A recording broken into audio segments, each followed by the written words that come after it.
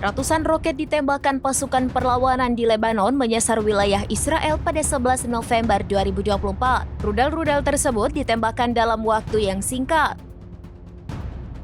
Dikutip dari Al-Mayadin, ada sekitar 100 rudal yang ditembakkan Hizbullah menyasar wilayah Al-Qaryut dan Haifa pada Senin 11 November 2024. Bahkan 90 dari 100 roket tersebut ditembakkan hanya dalam waktu 5 menit. Media Israel menggambarkan serangan dari Lebanon ini sebagai tragedi yang gila.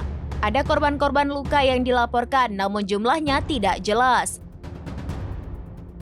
Diduga Hizbullah meluncurkan salvo rudal terberat dan pemboman terberat terhadap Al-Qaryut sejak awal pertempuran.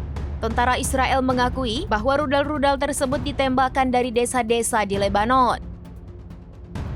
Koresponden Al-Mayadin di selatan melaporkan bahwa salvo rudal yang diluncurkan ke wilayah pendudukan utara Palestina bersifat spesifik.